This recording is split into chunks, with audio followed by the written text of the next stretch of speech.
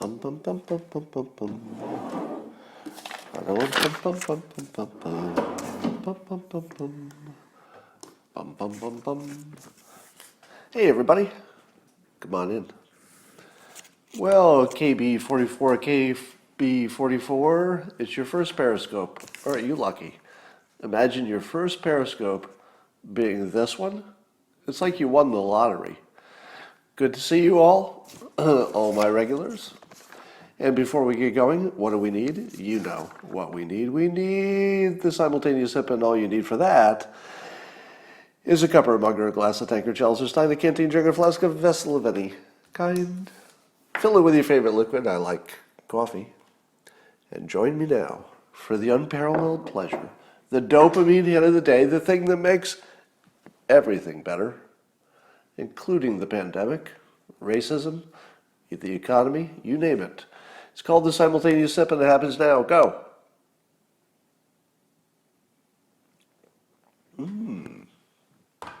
All key indicators improving.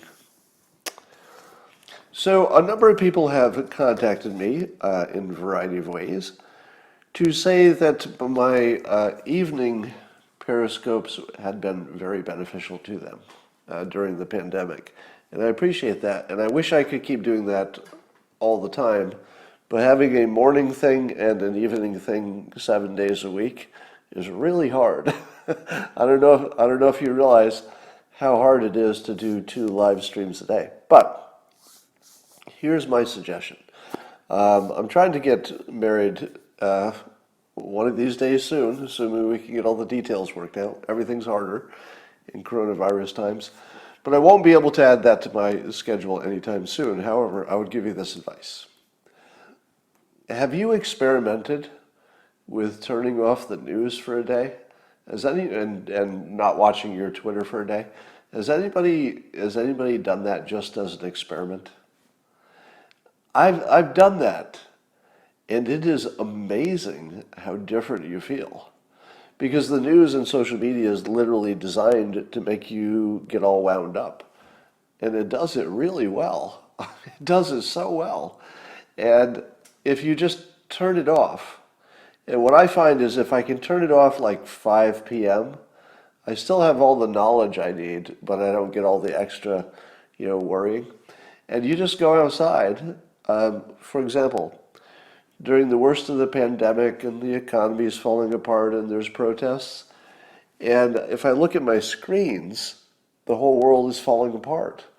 Everything I pick up, it's like, pick up my phone. The world is falling apart. Turn on the TV.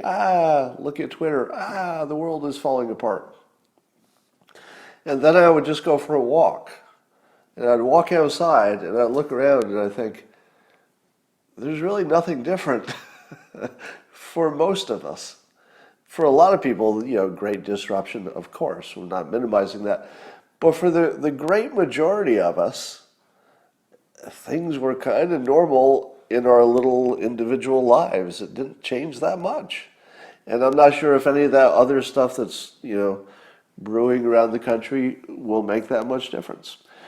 So here's some perspective.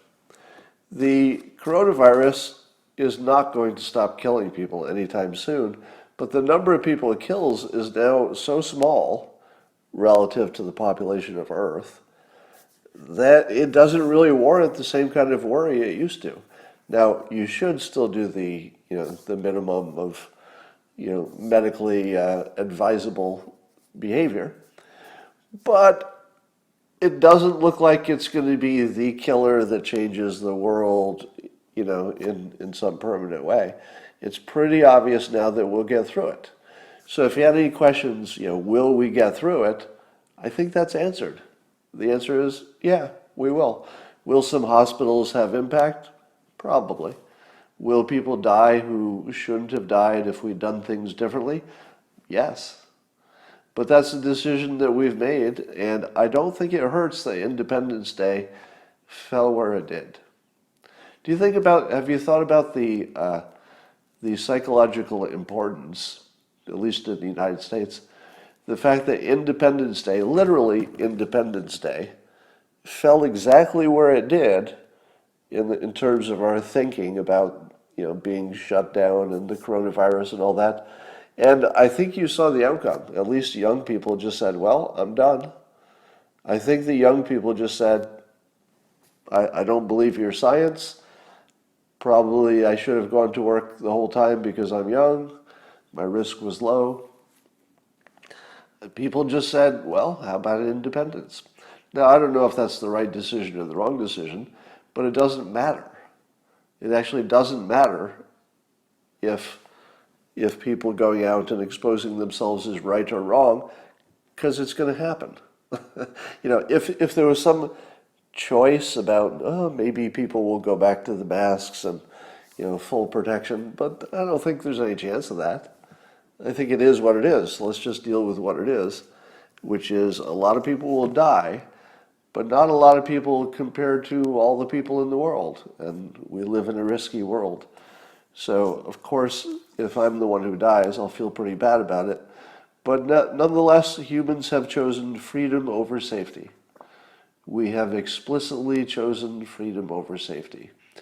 At least freedom over complete safety. Complete safety. All right, so just turn off the news and you'll feel fine. Believe me, it works really well.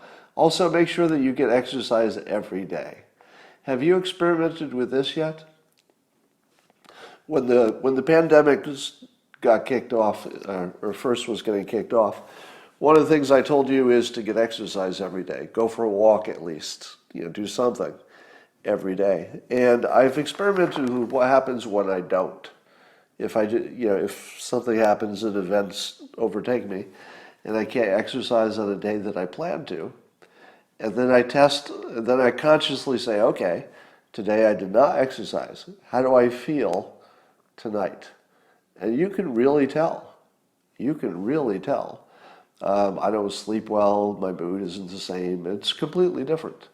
So if you're feeling that your mood is not good and you didn't exercise today, well, you have something to try that probably has an 85% chance of improving your mood.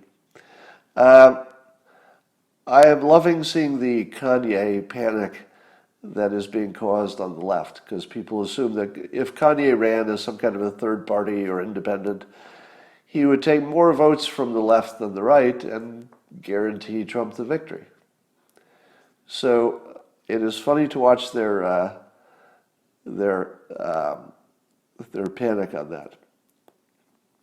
And at the same time, they don't want to go too hard at Kanye, but they kind of don't want him in there. And I love the fact that we don't know yet if he's serious. How serious is Kanye?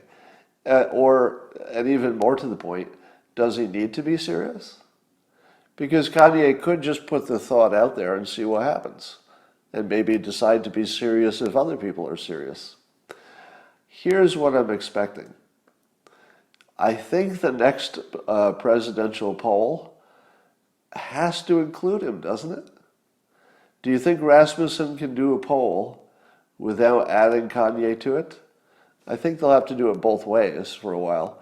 But wouldn't you like to see on day one how many votes Kanye would get in a three-way race? Wouldn't you like to see that? I'd like to see it, because I think it puts Trump solidly on top. So essentially, Kanye is the only one who would get to decide who's president. Let me say that again. We live in a democratic republic. In theory, everybody's got one vote, but we get our representatives, and the representatives try to represent us as well as possible. That's the system we think we're in, right? That's the system you think you're in. But it's down to one person. If Kanye runs, Trump is president again.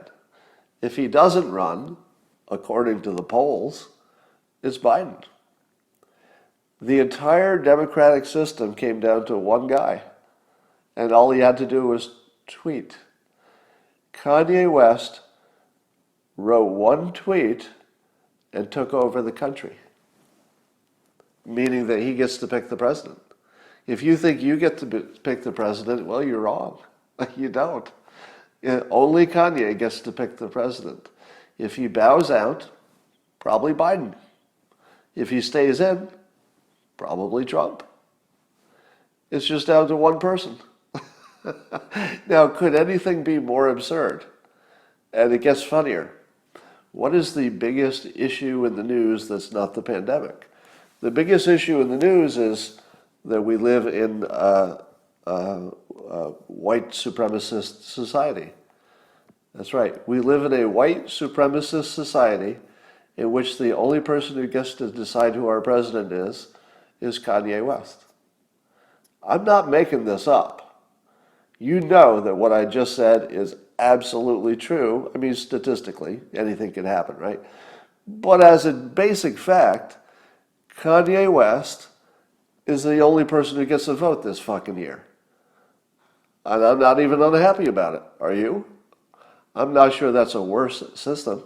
If you said to me, Scott, there are two potential systems. One, in which the voters can be massively misinformed by the press, and then they'll take their massive misinformation to the polls, and then they'll vote in what will be largely a randomized process because nobody had good information. And then we'll add Russian interference and Chinese interference and vote rigging, and we'll get some kind of a completely non-credible result that half of the country thinks they have to have a revolution in order to overthrow it. That's our current system. The current system is what I just described.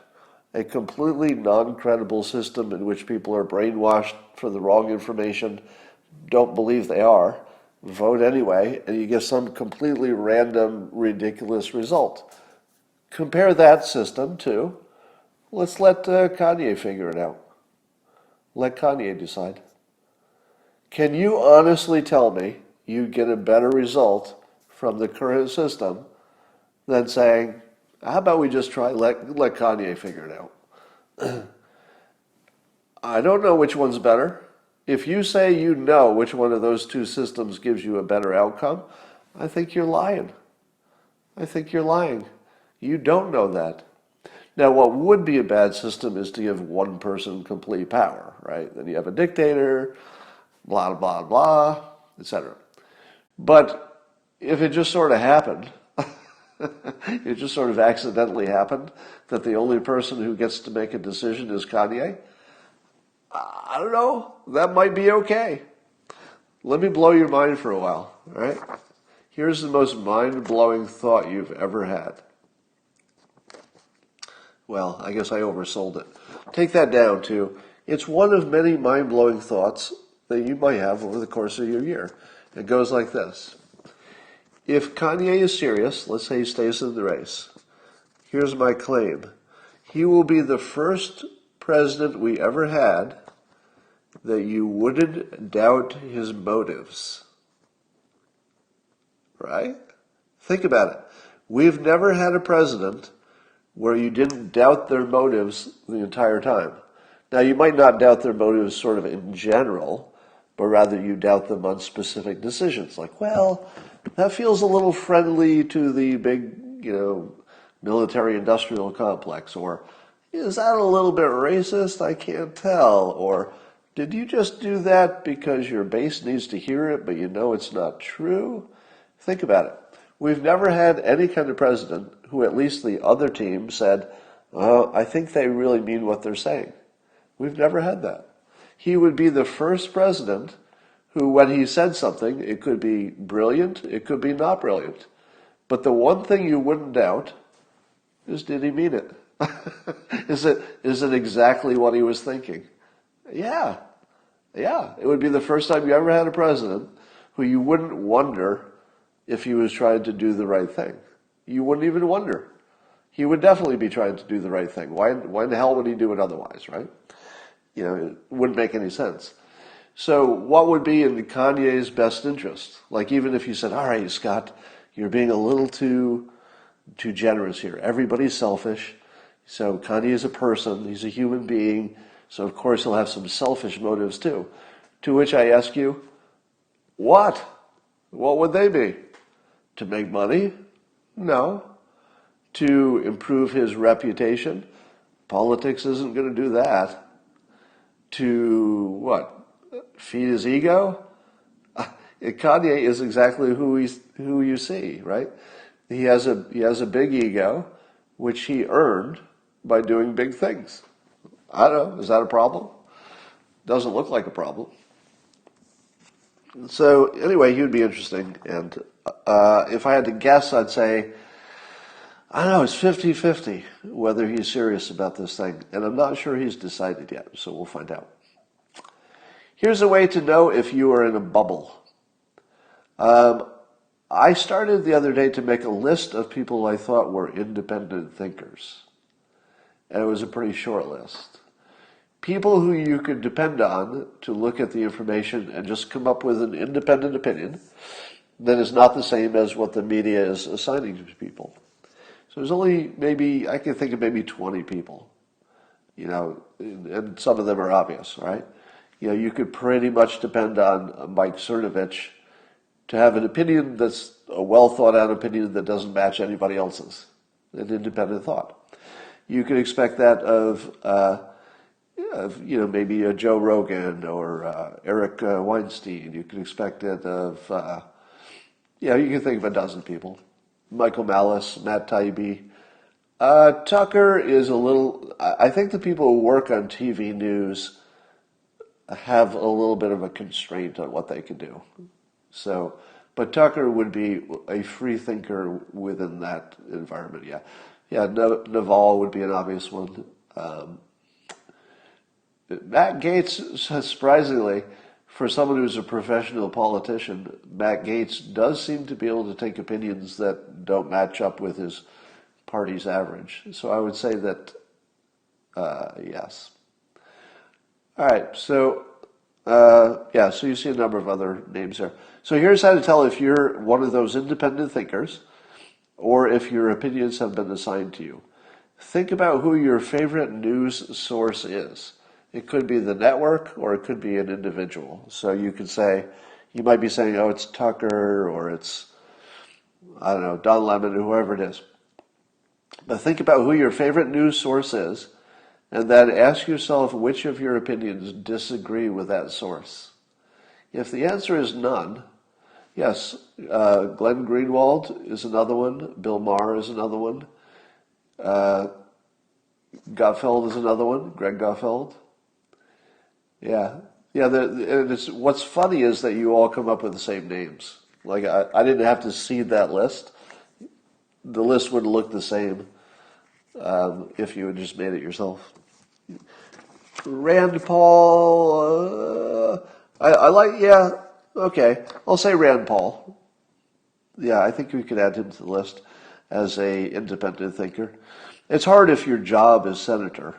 There's a limit to how much independence you can have as a senator. You definitely have to be in a team, but he's more independent than other people, yes.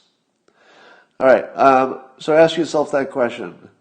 And in the comments, tell me in the comments, if you just did that exercise in your head, did you just discover that your opinions are exactly the ones that are being assigned to you? Yeah, Elon Musk would be another one. Yep. So let's give an update on statue chess. So the president weighed in about this Frederick Douglass statue he's an abolitionist, was ripped from its base in Rochester, New York, and dumped over a fence or something. Now, nobody saw it done. Now, do you think if somebody took down an abolitionist statue and there's no video of it happening and nobody took credit, does that sound like the protesters did that, or does it sound like a revenge? I'm pretty sure that's a revenge statue situation. That just sounds like somebody on the other side who said, well, if we're playing chess with statues, I'm going to take one of your pieces. Now, I watch this with amusement because I'm not very invested in statues. So let me explain that. If you make a statue and somebody rips it down, I can see why you'd be mad, and I can see maybe why the other person would be mad at whatever your statue stood for, but I don't really care. I guess I want to care just because it's in the news, but I can't think of anything less important. Think about the fact that, let's say your parents and grandparents grew up with problems like World War II. Now that's a problem. How about, women can't vote? That's a problem. How about slavery? That's a problem. How about the Great Depression? That's a problem. These are big problems. Fast forward to today.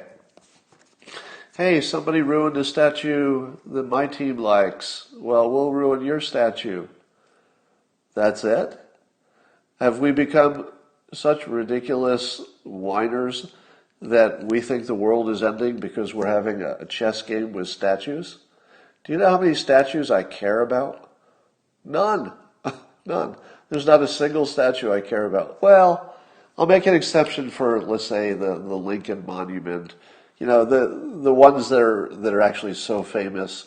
You know, the Mount Rushmore. You know, those are special cases. But just a statue in a park that I never heard of.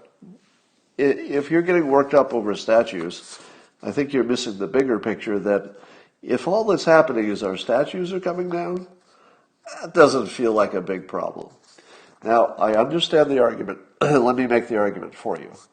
It's part of a larger Marxist plan to first remove our symbolism, to carve away at our national identity, carve away at the psychology of patriotism until it's a softened up environment to make their big push to turn us into a Marxist country. Maybe. I don't know how many of the protesters have that thought process. And let me ask you this. If we had something like a news organization, would you not see on the news one of these Marxists being interviewed? Now, they might lie and say, oh, no, that's not our plan. We just don't like these statues. But shouldn't you have somebody on there that you at least believe has that view so they can be interviewed? Let me ask you this. If you believe that the whole statue thing is part of the larger Marxist revolution, ask yourself why the news that you watch doesn't have any representative of that opinion on their show. I'm going to take this opinion until facts change, all right? So I'll give you a temporary opinion. It goes like this. If you don't see an interview of somebody who has that opinion on any network, there's no network that has somebody on and say, okay, what you really want to do is introduce Marxism. Can you explain that? Tell us why you want that, etc. Where's that person? Really? You can't find one person? You should assume that it's just not true. Or that your news business is no longer in the news business and they don't want to show it to you. Because if it were true, at least Fox News would be interviewing that person, right? At the very least, you'd see the right-leaning, publications have sit-down interviews with somebody who just tries to tell you why, their view of the future of the country is the right one. You don't see that. Which makes me believe that the whole Marxist story is just complete hallucination. Now, what would it take to change my mind? Here's a good question you should ask yourself all the time. Ask yourself this. This is my opinion, whatever the topic. What would it take to change my mind? Here's what it would take for me. It would take an interview with somebody who represents that opinion, and I could be convinced that they represent other people's opinion because they say they're part of a larger group or something. Now, if you say you've seen it, it's clearly not something that's well represented. They don't label them. Looks like Scott needs to find that interview himself, somebody says. I don't think the person exists. Likewise, when was the last time you saw a white supremacist interviewed anywhere? The reason is because they sort of don't exist. Now, of course, the word white supremacist has now morphed into a whole different meaning. But in terms of the old time, people who thought that everybody in their group was superior to everybody in some other group, that just doesn't exist anymore. Because it's just too obvious that the variety among people is so great that even if you can find statistically, averages that hold up when you do the math, it wouldn't tell you anything about an individual. There's too much individual variation. So the old supremacists just sort of don't exist. And if they do, they're just toothless people who haven't seen the news in 20 years. All right. I should not make fun of the toothless. So Trump tweeted today. I have to read the tweet. He said, has Bubba Wallace apologized to all those great NASCAR drivers and officials who came to his aid, stood by his side, and were willing to sacrifice everything for him, only to find out that the whole thing was just another hoax? That and flag decision has caused lowest ratings ever. Now, the first question is, what was the flag decision he's talking about? Because people are interpreting it to mean the decision to get rid of the Confederate flag on race cars. But there is also a decision to allow people to kneel for the national anthem. So we don't know which one he's talking about. We'll see if he clarifies that. If he's talking about the Confederate flag, then he's obviously decided not to be president. But we'll see if he clarifies that. If he's talking about the regular flag, then that's just him talking the way he talks. But the second question is asking Bubba to apologize for something we know wasn't his fault, because we know he never saw it. He was told by somebody he trusted, the president of NASCAR, right? Told him it happened. He believes a very credible source, and then he acted upon it. And then when he found out it wasn't real, he said, he released a statement that I praised as being really well written, which said, well, I'd rather look silly than to have this be real. Thanks for all the support. Isn't it great for all the support? One of the best recovery, response statements by a celebrity I've ever seen. It really was one of the model responses to somebody who messed up. Wasn't really his fault. So he acknowledges he looks silly, says, well, I'm glad it wasn't the bad thing. Thanks everybody for having the right intentions and supporting me. I don't think it could have been better, really. So the president, reading the room wrong, or is he reading the room correctly, makes a statement in which he basically wrongly accuses a black man in public. Now, if you could ever read the room more wrong than that, I would say that accusing a black man of a crime he did not commit, because like I said, he was just acting on information that came from somebody else, and the way he acted was completely appropriate with the information he had as it came to him. So there wasn't anything he did that he needs to apologize for, in my opinion. So falsely blaming a black man in public today, I don't know if your instincts could be much worse than that.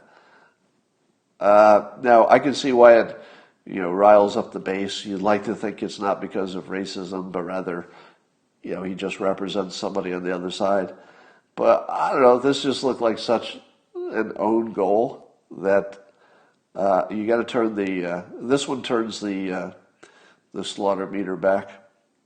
I think that turns it back to 0. Of course, the Kanye thing is the only thing that matters. So it doesn't matter what Trump does at this point, and it doesn't matter what Biden does. Probably. It probably doesn't matter. It probably only matters what Kanye does from this point on, because Kanye gets to pick the president. Formula One drivers, who are different from NASCAR if you don't follow the sport, Formula One drivers in a separate story, some of them are standing and some of them are kneeling. I guess there was a race yesterday or something. And a few of them don't want to wear Black Lives Matter shirts, but they instead wore a black shirt that says End Racism. And they didn't want to kneel. They must have been during the national anthem. But they were willing to stand there with their shirts. So now we're getting some nuance from people. I don't think that's going to go well. Eventually those people will have to fight, I guess. I don't know. So the two biggest news stories in the country, I think you'd agree, are the coronavirus and race relations. Would you agree? I mean, the economy is always a story, but that's sort of a permanent always story. But in terms of really the most current of events, it would be coronavirus and race relations. Your news sources do not report useful data on either of those stories. The two biggest stories, and your news sources don't even try to report useful data. Let me tell you what would be useful data. The death count every day from the coronavirus. Instead, they show us the infections. Now, it's very obvious that if they show you the infections instead of the death count, and you can't deny that it's intentional at this point, both on the left and the right, neither of them will show you the useful data. Sorry, I'm going to have to go blow my nose pretty soon. Let me see if I can end this quickly. For the coronavirus, if they don't show you the death count, they're just giving you propaganda and manipulation, because that's an important number, you need to know it, and they're not telling you. It's very obvious it's intentional. Secondly, for race relations, if they really wanted to give us data, instead of just riling us up, they would show us all the death counts over time and compared to things. They would show you how many cops are killing black people, white people, different colors. They would show it over time. They would show it by city, maybe state, maybe show you by whether it's a Democrat mayor or a Republican mayor. That would be useful, right? Because you want to know if a Democrat or a Republican approach makes a difference. You would also need to see the number of people who were just murdered. How many black people kill black people this week and over time? How many white people kill black people? How many black people kill white people? If you're not seeing that, you're just seeing propaganda. Would you agree? It's just propaganda if you don't see the basic death counts and you're being just fed a story. All right. I need to go. Oh, and then I guess over on Fox News, they're turning it against Trump as well. So there's a opinion piece written by Edmund DeMarche. I've never seen him before, but he's on Fox News, at least an opinion piece on their website. And he said that this is his interpretation of Trump. So on a Fox News site, this opinion exists. Trump has praised the, quote, beautiful heritage of the Confederacy. Did that happen? Did you ever see Trump praise the, quote, beautiful heritage of the Confederacy? No, that never happened. He praised our beautiful heritage, and the Confederacy and all manner of bad things and all manner of good things are part of our heritage. But no, he never praised the beautiful heritage of the Confederacy. And this is on Fox News, which means they've turned against him, at least to some point. And then it also calls out that he called the protesters, quote, thugs. Now that's called out to call him a racist by implication. And that's on Fox News. So even Fox News is running an anti-Trump piece. All right, that's all I got for now. I've got to go take care of some stuff, and I will talk to you later.